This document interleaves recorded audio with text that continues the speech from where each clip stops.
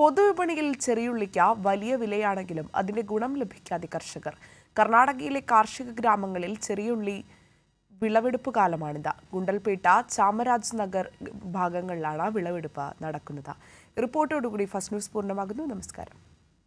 ഫെബ്രുവരി, March മാസങ്ങളിൽ ചെയ്ത കൃഷിയുടെ വിളവെടുപ്പ് നടക്കുകയാണ്. കിലോയ്ക്ക് 40 മുതൽ 45 രൂപ വരെയാണ് കർഷകർക്ക് ലഭിക്കുന്നത്. കേരളത്തിൽ ചെറിയ ഉള്ളിയുടെ ഇപ്പോഴത്തെ വില 90 മുതൽ 110 രൂപ വരെയാണ്. കർണാടകയിലും തമിഴ്നാട്ടിലും ഉയർന്ന വിലയാണ്. മൈസൂരു മാർക്കറ്റിൽ എത്തിക്കുന്ന ഉള്ളിയാണ് വയനാട് ഉൾപ്പെടെയുള്ള മലബാർ മേഖലകളിലെ ജില്ലകളിലേക്ക് എത്തുന്നത്.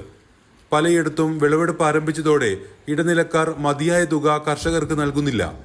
ഒരേക്കർ കൃഷിക്ക് 50,000 രൂപ മുതൽ 60,000 രൂപ വരെ ചെലവ് വരുന്നതായി കർഷകർ പറയുന്നു.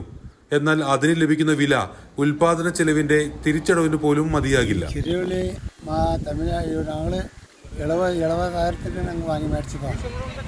വിത്ത് കൂടുതൽ 4 രൂപ 5 രൂപയ്ക്ക് ചോദിച്ചിട്ടുണ്ട്. വിൽക്കാൻ ആവില്ല, നഷ്ടപ്പെടും. ഇത് കൃഷിന് ഒരു ക്വിൻ്റൽ ഇട്ടാൽ 10 ക്വിൻ്റൽ വരും. ചെലവ് ജാസ്തിയാണ്. ഇപ്പോൾ ലഭിക്കുന്ന 40 രൂപയിൽ നിന്നും വില താഴുമെന്ന് കർഷകർ പറയുന്നു. പഴയ ഉള്ളിയാണ് നിലവിൽ വിപണിയിൽ ലഭിക്കുന്നത്. ഇപ്പോൾ പറിക്കുന്ന ഉള്ളി പെട്ടെന്ന് ചീഞ്ഞുപോകാൻ സാധ്യതയുള്ളതിനാൽ ഡിമാൻഡ് കുറവാണെന്നാണ് ഇടനിലക്കാർ കർഷകരോട് പറയുന്നത്. കൃഷിയിടങ്ങളിലെത്തി വൻകിട വ്യാപാരികൾ മൊത്തമായി കൊണ്ടുപോയി പാകത്തിനുണക്കി വിപണിയിൽ എത്തിക്കുകയാണ് ചെയ്യുക. അപ്പോൾ വിലയും വർദ്ധിക്കും. കൈരളി ന്യൂസ്, വയനാട്.